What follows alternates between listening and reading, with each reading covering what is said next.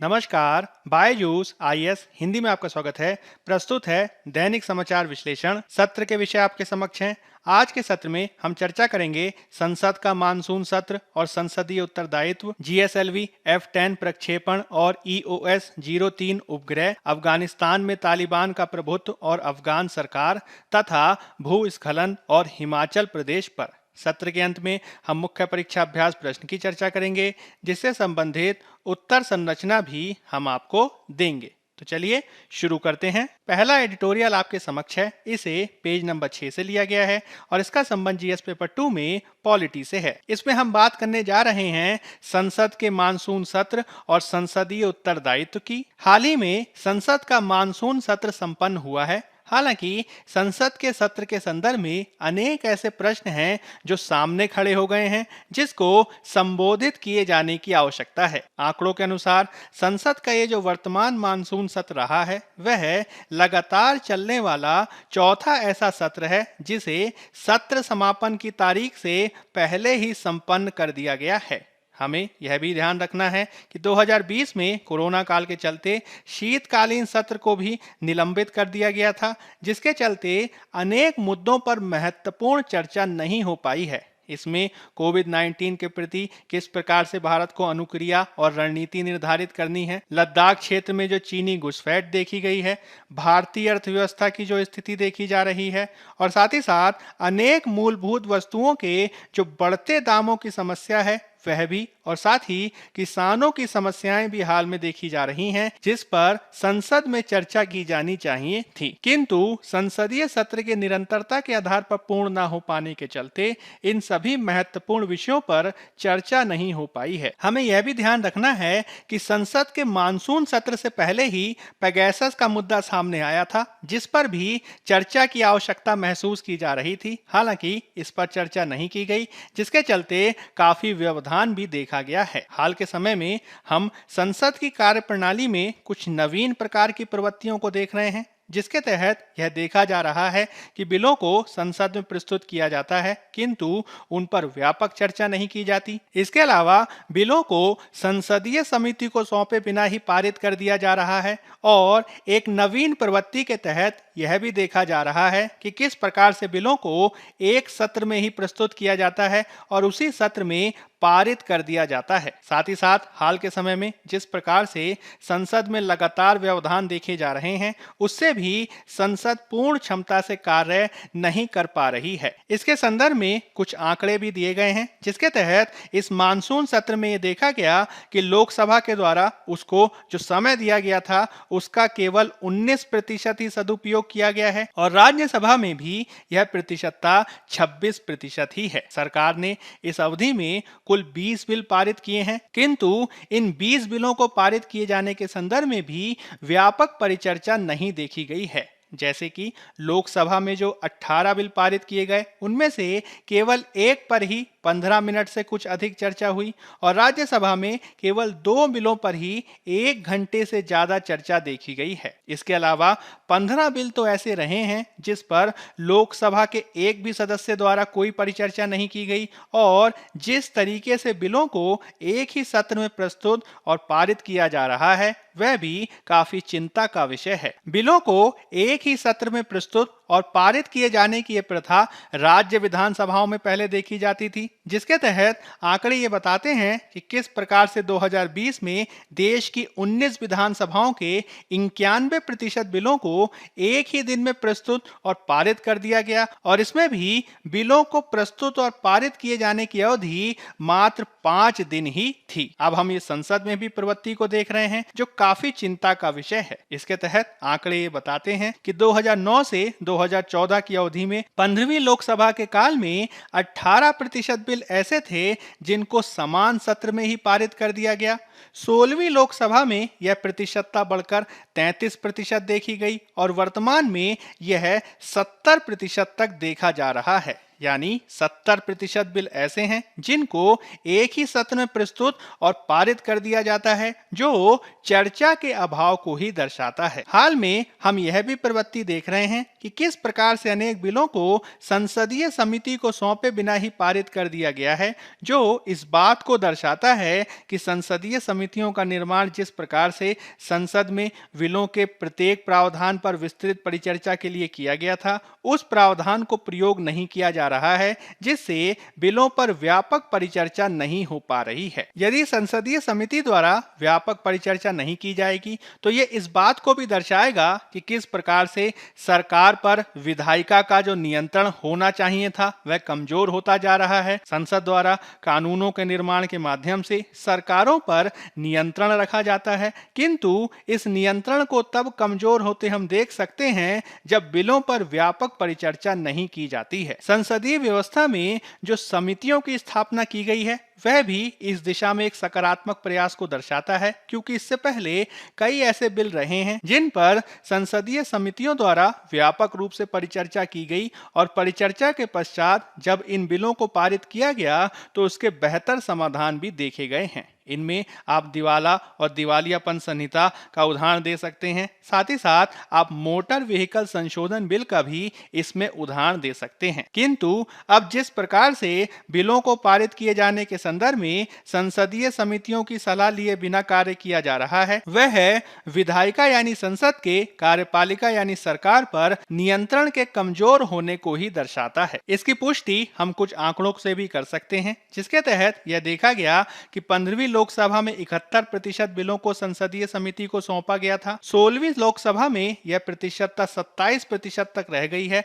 और वर्तमान में तो यह 12% तक ही देखी जा रही है। इसी के साथ ही हम यह भी देख रहे हैं कि किस प्रकार से राज्यसभा द्वारा प्रस्तुत किए जाने वाले संशोधनों में भी कमी देखी जा रही है, जो राज्यसभा की कम होती प्रभाविता को ही दर्शाता है। हमें यह समझना होगा कि इस मानसून सत्र में अनेक महत्वपूर्ण बिलों को पारित किया गया है, जिसका संबंध सामाजिक और शैक्षणिक रूप से पिछड़े वर्गों की पहचान किए जाने के संदर्भ में राज्यों की शक्ति को वापस किए जाने से है। सरकार द्वारा 2012 के इनकम टैक्स एक्ट में संशोधन के माध्यम से पूर्ववर्ती कराधान की स्थिति को वापस लिए जाने के साथ है, और साथ ही साथ सरकार द्वारा इस मानसून सत्र में बैंकिंग, बीमा और ट्राइब्यूनल से संबंधित कुछ महत्वपूर्ण बिलों को भी पारित किया गया है, जो इस बात को दर्शाता है कि व्यापक परिचर्चा न होने के बावजूद काफी महत्वपूर्ण विधायी कार्य किए गए हैं, जो इस बात को भी दर्शाता है कि हमें विधायी कार्यों के संदर्भ में व्यापक परिचर्चा की परंपरा को बढ़ावा दिए जाने की आवश्यकता है। अनेक बार यह प्रश्न सामने रखा जाता है कि यदि संसदीय व्यवस्था में व्यवधान की व्यवस्थाएं देखी जाती हैं, लगातार होने वाले शोरगुल से संसदीय कार्य बेहतर ढंग से संचालित नहीं हो पाता और चर्चा बेहतर ढंग से नहीं हो पाती है, तो इसके संदर्भ में किस प्रकार के उपायों को लागू किया जाना चाहिए। तो इसके संदर्भ में हम कुछ सुझावों को देख सकते हैं, जिसके तहत हम ये सुझाव दे सकते हैं कि यदि संसदीय व्यवस्था में हमें कार्य प्रणाली और परिचर्चा को बेहतर ढंग से आगे बढ़ाना है, तो संसदीय व्यवस्था के भीतर भी जो आचार संहिता है, जो नियम और कानून है, उन्हें हमें सख्ती से लागू किए जाने की आवश्यकता है, और जो भी सांसद और विधायक आचार संहिता का उल्लंघन करते हैं उन्हें लोकसभा अध्यक्ष द्वारा निलंबित भी किया जा सकता है। इसके साथ ही हमें यह भी समझना होगा कि वर्तमान में संसद द्वारा काम किए जाने वाले दिवसों की संख्या में भी लगातार गिरावट आ रही है, इसको भी बढ़ाए जाने की आवश्यकता है। जैसे कि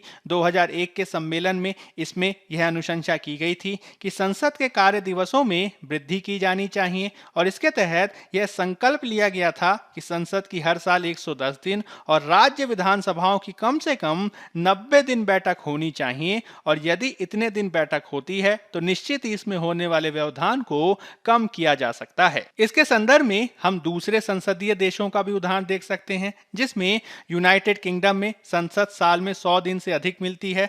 विपक्षी दलों को इसमें 20 दिन दिए जाते हैं, जिस पर वे संसद में चर्चा के संदर्भ में एजेंडा भी तय करते हैं। साथ ही साथ कनाडा में भी 100 से अधिक दिनों में परिचर्चा के साथ ही विपक्षी दिनों की भी एक समान अवधारणा को लागू किया गया है, जहां पे विपक्ष के द्वारा ही एजेंडा तय किया जाता है। यदि हम भारत में भी इस प्रकार की प्रथा को लागू कर सकें तो हम इसमें विपक्ष की लोकतांत्रिक भागीदारी को बढ़ा सकते हैं, क्योंकि कई बार यह देखा जाता है कि संसद में जो व्यवधान डाला जाता है वह कई बार इसलिए भी होता है कि विपक्ष को अपनी बात कहने का मौका नहीं दिया जाता है। इसलिए यह भी कहा जा रहा है कि वर्तमान की सरकारों को इस बात के लिए कार्य किए जाने की आवश्यकता है कि वह अधिक लोकतांत्रिक और उदार दृष्टिकोण को दर्शाएं और विपक्ष को अपने विचारों को स्वतंत्र रूप से अनुमति दिए जाने की भी आवश्यकता है। इस प्रकार से संसदीय व्यवस्था में सत्ता पक्ष और विपक्ष दोनों को समान रूप से महत्व दिए जाते हुए ही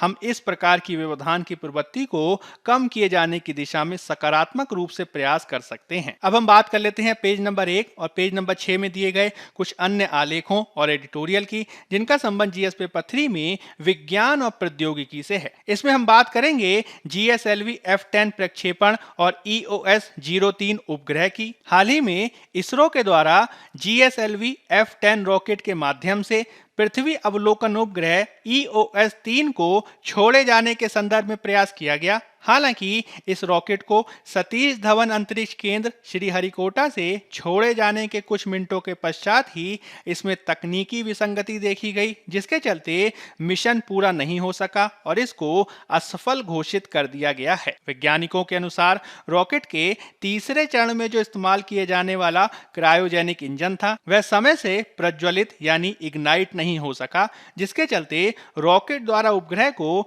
निश्चित कक्षा में छोड़ा जा सकना संभव नहीं हो पाया है। इस पूरे मामले के संदर्भ में हम कुछ बेसिक बातों को समझने का प्रयास करेंगे, जिसके तहत हम क्रायोजेनिक इंजन क्या होता है इसको समझने का प्रयास करेंगे, पीएसएलवी जीएसएलवी क्या होता है इसको समझने का प्रयास करेंगे, साथ ही साथ पृथ्वी की कक्षा से संबंधित कुछ मूलभूत बातों को भी समझने का हम प्रयास करेंगे। यदि इस मिशन के बारे में कुछ अन्य तथ्यों की हम चर्चा करें तो इस रॉकेट को छोड़ा गया था जीएसएलवी मार्क 2 के द्वारा, जो भारत द्वारा निर्मित सबसे लंबे लॉन्च व्हीकल्स में से एक है। इसके माध्यम से सैटेलाइट को जियो सिंक्रोनस ऑर्बिट में छोड़ा गया। हालांकि इसरो के इस रॉकेट में असफलता देखी गई, जिसको और बेहतर किए जाने की आवश्यकता है। इसके संदर्भ में हमें यह भी ध्यान रखना होगा कि इसरो के द्वारा कोरोना काल होने के चलते 2020 में बहुत कम रॉकेटों को लॉन्च किया गया था और वर्तमान रॉकेट के माध्यम से उपग्रह को प्रक्षेपित किए जाने की इस योजना को 5 मार्च 2020 में ही लॉन्च किए जाने की योजना बनाई गई थी। हालांकि लॉन्च किए जाने से कुछ घंटे पहले ही उसे तकनीकी समस्याओं के चलते टाल दिया गया था। अब यह प्रतीत होता है कि ये तकनीकी समस्याएं अभी तक सुलझ नहीं पाई हैं, जिसके चलते इस मिशन को अंततः असफलता देखनी पड़ी है। हमें यह भी समझना होगा कि इस रॉकेट में इस्तेमाल किया जाने वाला क्रायोजेनिक इंजन रूसी डिजाइन का था, जो भारत द्वारा निर्मित जीएसएलवी मार्क 3 रॉकेट से अलग था। इसके बावजूद क्रायोजेनिक इंजन यदि ढंग से काम नहीं कर पाया है तो वह काफी चिंता का कारण है, जिसे समझते हुए कार्य किए जाने की आवश्यकता है। हमें यह भी समझना होगा कि इसरो के द्वारा आने वाले समय में कई महत्वपूर्ण मिशनों को संचालित किया जाना सूचीबद्ध है, जिसमें सूर्य के लिए आदित्य मिशन, गगनयान मिशन काफी महत्वपूर्ण है। यही कारण है कि इसरो का यह मिशन क्यों असफल हुआ, इसके संदर्भ में स्पष्टता की आवश्यकता है और इसके संदर्भ में असफलता के कारणों को सार्वजनिक किया जाना आवश्यक है, ताकि हम असफलता से सीखते हुए आगे बढ़ सकें और भविष्य में इस प्रकार की गलती को दोहराया ना जा सके। अब यदि हम इसके संदर्भ में जिस उपग्रह को छोड़ा जाने वाला था, जिसका नाम है EOS 03, इसके संदर्भ में कुछ जानकारी प्राप्त करने का प्रयास करें तो यह है एक अत्याधुनिक पृथ्वी प्रक्षेपण उपग्रह था, जिसे अंग्रेजी में अर्थ ऑब्जर्वेशन सैटेलाइट कहा जाता है। अर्थ ऑब्जर्वेशन सैटेलाइट ऐसे होते हैं जो पृथ्वी का अवलोकन करने के माध्यम से विभिन्न कार्यों को संपन्न करते हैं। इसके माध्यम से वास्तविक समय में इमेजिंग यानी तस्वीरें लेना संभव हो सकता था, जिसका प्रयोग प्राकृतिक आपदाओं, उससे संबंधित प्रासंगिक घटनाओं और किसी भी प्रकार की अल्पकालिक घटनाओं की त्वरित निगरानी के लिए किया जा सकता था। इस उपग्रह का जो जीवन काल था वह लगभग 10 वर्ष आकलित किया गया था, किंतु इसके असफल होने के पश्चात अब चुनौतियां बढ़ गई हैं। अब इसी के संदर्भ में हम इस बात को समझने का प्रयास करें कि जब हम बात करते हैं जीएसएलवी की तो वह क्या होता है। जीएसएलवी, जिसे हम पूरे नाम के रूप में जियो सिंक्रोनस सैटेलाइट लॉन्च व्हीकल के रूप में जानते हैं, यह वास्तव में एक रॉकेट होता है जिसके माध्यम से उपग्रह उपग्रहों को छोड़े जाने का कार्य किया जाता है। हमें समझना होगा कि जियोसिंक्रोनस सैटेलाइट लॉन्च व्हीकल के द्वारा भारत उन उपग्रहों को लॉन्च कर सकता है जो पृथ्वी की कक्षा के तुल्य कक्षाओं में यात्रा करते हैं। इसे अंग्रेजी में जियोसिंक्रोनस या फिर हिंदी में भूतुल्यकालिक कक्षा के रूप में जाना जाता है। इसके माध्यम से जियोसिंक्रोनस ऑर्बिट में लगभग 2500 किलोग्राम वजन तक के उपग्रहों को भेजा जा सकता है और इसके माध्यम से पृथ्वी से लगभग 36,000 किलोमीटर तक की ऊंचाई तक भूतुल्यकालिक कक्षा में उपग्रहों को प्रक्षेपित किया जा सकता है। हालांकि जीएसएलवी में यह क्षमता है कि वह 170 से लेकर 36,000 किलोमीटर के बीच में किसी भी कक्षा में उपग्रह को प्रक्षेपित कर सकता है। जियोसिंक्रोनस ऑर्बिट और इसी से संबंधित अन्य प्रकार के ऑर्बिट को आप इस चित्र में देख सकते हैं। इसके तहत दो प्रकार के ऑर्बिट को समझने की आवश्यकता है, जिसे हम जियोसिंक्रोनस ऑर्बिट और सन सिंक्रोनस ऑर्बिट के रूप में जानते हैं। जियोसिंक्रोनस ऑर्बिट की जो हम बात कर रहे हैं उसे आप इसमें देख सकते हैं, जो पृथ्वी से लगभग 36,000 किलोमीटर की ऊंचाई पर स्थापित किया जाता है। इसमें जिन उपग्रहों को स्थापित किया जाता है वह मूल रूप से संचार का कार्य किए जाने वाले उपग्रह होते हैं और यह पृथ्वी की घूर्णन दिशा में ही लगातार चक्कर काटते रहते हैं। इनको इस प्रकार से लॉन्च किया जाता है कि यह पृथ्वी की गति के समान ही गति करते हैं और इस प्रकार से पृथ्वी से देखने पर वह उपग्रह स्थिर नजर आते हैं। इसी के चलते इसको जियो स्टेशनरी ऑर्बिट के रूप में कहा जाता है, क्योंकि पृथ्वी से देखने पर यदि आप इन उपग्रहों को देखेंगे तो वह स्थिर ही नजर आते हैं। इसी के समान एक दूसरे प्रकार की ऑर्बिट की भी आप चर्चा पाते हैं, जिसे हम सन सिंक्रोनस ऑर्बिट के रूप में देखते हैं। यह जो सन सिंक्रोनस ऑर्बिट होता है, इसके माध्यम से पोल टू पोल यानी ध्रुवीय कक्षा के रूप में उपग्रहों को संचालित किया जाता है, जिसमें पोल टू पोल उपग्रहों का संचालन देखा जाता है। आपको यह भी ध्यान रखना है कि जब हम बात करते हैं जियो स्टेशनरी ऑर्बिट की, तो इसमें उपग्रहों को प्रक्षेपण किए जाने के संदर्भ में जीएसएलवी प्रकार के रॉकेट की भूमिका होती है और दूसरी तरफ जब हम बात करते हैं सन सिंक्रोनस ऑर्बिट की, तो इसमें पीएसएलवी रॉकेट की महत्वपूर्ण भूमिका होती है। इस प्रकार के रॉकेट को आप इस चित्र में देख सकते हैं, जिसमें पीएसएलवी रॉकेट और जीएसएलवी रॉकेट को दर्शाया गया है। पीएसएलवी रॉकेट का फुल फॉर्म होता है पोलर सैटेलाइट लॉन्च व्हीकल और जीएसएलवी का फुल फॉर्म होता है जियो सिंक्रोनस सैटेलाइट लॉन्च व्हीकल। मुख्य रूप से पीएसएलवी के माध्यम से निम्न पृथ्वी कक्षा उपग्रहों को ध्रुवीय कक्षा में प्रक्षेपित किया जाता है, वहीं दूसरी तरफ जीएसएलवी के माध्यम से भारी संचार उपग्रहों को भूतुल्यकालिक उपग्रह कक्षा में प्रक्षेपित किया जाता है। पीएसएलवी और जीएसएलवी के संदर्भ में कुछ आंकड़ों को भी आप समझ सकते हैं, जिसके तहत इनकी हाइट यानी ऊंचाई 44 मीटर और 49 मीटर होती है। साथ ही साथ इसमें जो विविध प्रकार के चरण होते हैं वह भी संख्या में अलग होते हैं, जिसमें पीएसएलवी में 4 जबकि जीएसएलवी में 3 चरण देखे जाते हैं। पीएसएलवी के माध्यम से भारत ध्रुवीय और सूर्य तुल्यकालिक कक्षा में उपग्रह लॉन्च करता है, वहीं दूसरी ओर जीएसएलवी के माध्यम से भारी इनसेट वर्ग के उपग्रहों को लॉन्च किया जाता है। इस चित्र में भी आप भारत द्वारा विकसित किए गए विविध प्रकार के लॉन्च व्हीकलों को देख सकते हैं, जिसमें SLV-3, ASLV-3, PSLV XL, GSLV प्रकार के मार्क 2 और मार्क 3 को देखा जा सकता है। आपको यह ध्यान रखना है कि जब बात की जाती है GSLV की, तो इसके तीसरे चरण में ही एक विशेष प्रकार के रॉकेट इंजन का प्रयोग किया जाता है, जिसे हम क्रायोजेनिक रॉकेट इंजन के रूप में जानते हैं। क्रायोजेनिक रॉकेट इंजन एक ऐसा रॉकेट इंजन होता है जो क्रायोजेनिक ईंधन का प्रयोग और ऑक्सीडाइजर का प्रयोग करता है, यानी इसमें जो ईंधन या फिर उसको जलाने के लिए ऑक्सीडाइजर का प्रयोग किया जाता है, उसको बहुत कम तापमान पर संग्रहित किया जा सकता है। क्रायोजेनिक रॉकेट को अन्य प्रकार के ईंधनों की तुलना में इसलिए प्रयोग किया जाता है क्योंकि यह लाने ले जाने में हल्का होता है और साथ ही साथ यह अन्य प्रकार के ठोस और तरल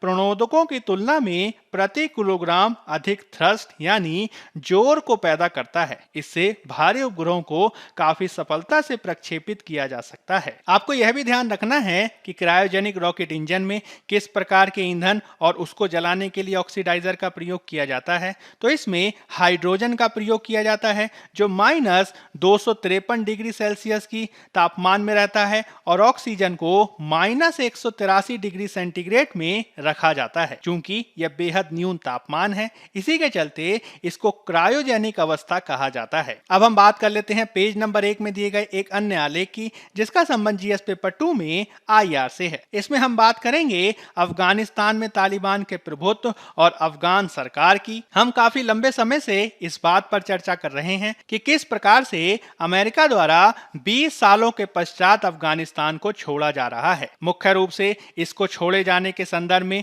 11 सितंबर की तारीख निर्धारित की गई है। हालांकि अफगानिस्तान को छोड़े जाने की जो प्रक्रिया है वह मई से ही प्रारंभ हो गई है। इसके तहत अमेरिका ने विविध प्रकार के क्षेत्रों से अपने आप को पीछे हटा लिया है और हाल ही में अमेरिका ने बगराम एयरबेस भी अफगान अधिकारियों को सौंप दिया है। किंतु हम यह भी देख रहे हैं कि अमेरिकी सेनाओं के वापस जाने के बाद से ही किस प्रकार से तालिबान अफगानिस्तान में अपने वर्चस्व को स्थापित कर रहा है। वर्चस्व की इस लड़ाई को आप इस मानचित्र के माध्यम से समझ सकते हैं, जिसके तहत किस तरीके से अफगानिस्तान के महत्वपूर्ण प्रांतों की राजधानियों पर तालिबान के द्वारा कब्जा किया जा रहा है। इसको इससे समझा जा सकता है। अब तक तालिबान के द्वारा गजनी, कंधार और हेरात जैसे शहरों को कब्जे में ले लिया गया है।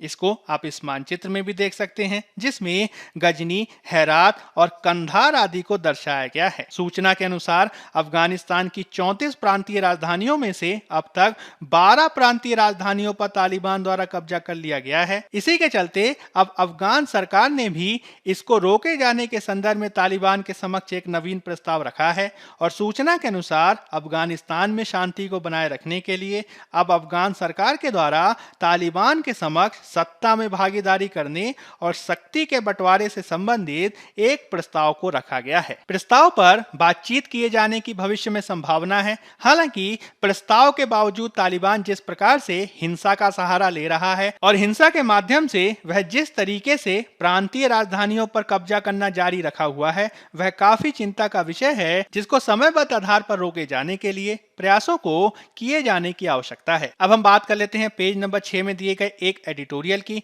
जिसका संबंध जीएस पेपर 3 में आपदा प्रबंधन से है। इसमें हम बात करेंगे भूस्खलन और हिमाचल प्रदेश की। हाल ही में हिमाचल प्रदेश के किन्नौर जिले में भूस्खलन के चलते 14 से अधिक लोगों की दुखद मृत्यु देखी गई। यह हिमाचल प्रदेश में एक ही महीने में होने वाली दूसरी भूस्खलन की घटना है, जिससे चिंताएं काफी बढ़ गई हैं। आपको ये समझना है कि हिमाचल प्रदेश मूल रूप से एक पर्वतीय प्रदेश है और यहाँ पे जो हिमालय विद्यमान है वो एक नवीन प्रकार का वलित पर्वत है, जिसमें अपरदन और भूगर्भिक प्रक्रियाएं लगातार जारी रहती हैं। इसके चलते हिमाचल प्रदेश प्राकृतिक घटनाओं के प्रति लगातार सुभेद बना हुआ है। इसकी पुष्टि आंकड़े भी करते हैं, जिसके तहत हम ये देख रहे हैं कि जुलाई और अगस्त के माह में राज्य में 4 बड़ी अप्राकृतिक आपदाएं देखी गई हैं और पिछले 3 महीने में इसके चलते 200 से अधिक लोगों की दुखद मृत्यु भी देखी गई है। राज्य की इसी सुभेद्यता के चलते और राज्य द्वारा आपदाओं का सामना बेहतर किए जाने के लिए 2012 में हिमाचल प्रदेश के पर्यावरण विभाग के द्वारा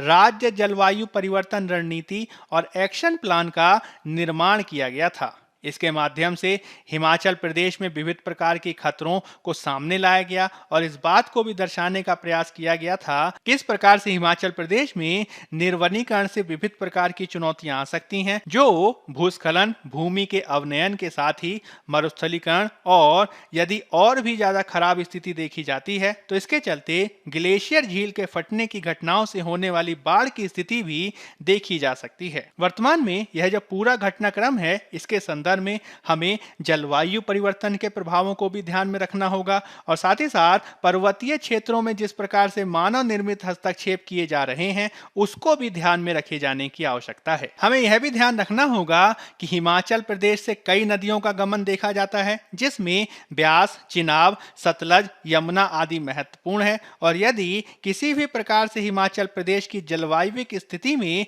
परिवर्तन देखा जाता है तो इसका प्रभाव इन नदियों पर भी पड़ सकता सकता है, जिससे भारत की सुभेद्यता बढ़ सकती है। जलवायु परिवर्तन के संदर्भ में हाल ही में आईपीसीसी यानी जलवायु परिवर्तन पर अंतर सरकारी पैनल की हालिया रिपोर्ट भी इसके संदर्भ में सुभेद्यता को बताती है, जिसके माध्यम से यह बताया गया कि किस तरीके से आने वाले 20 सालों में पूर्व औद्योगिक स्तर की तुलना में तापमान में लगभग 1.5 डिग्री सेंटीग्रेड की वृद्धि हो सकती है। पर्वतीय क्षेत्रों में इसका प्रभाव इस रूप में देखा जा सकता है कि इससे न केवल ग्लेशियर पिघल सकते हैं, अपितु वर्धित जल की मात्रा के चलते सागर जल स्तर में भी वृद्धि देखी जा सकती है। विविध प्रकार के आंकड़े यह भी बता रहे हैं कि किस प्रकार से पिछले 100 सालों की तुलना में उत्तर पश्चिम हिमालय के तापमान में लगभग 1.6 डिग्री सेल्सियस की वृद्धि देखी जा रही है। साथ ही साथ हिमाचल प्रदेश की राजधानी शिमला में भी तापमान वृद्धि देखी गई है, जो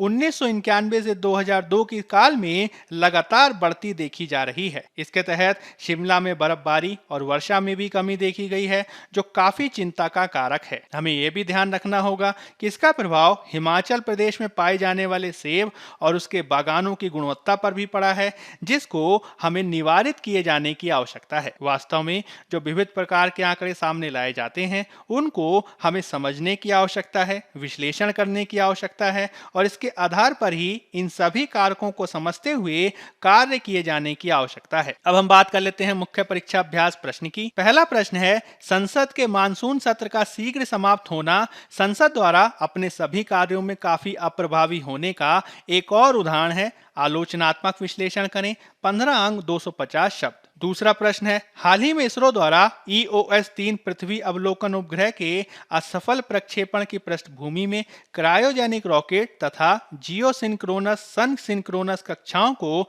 स्पष्ट करें।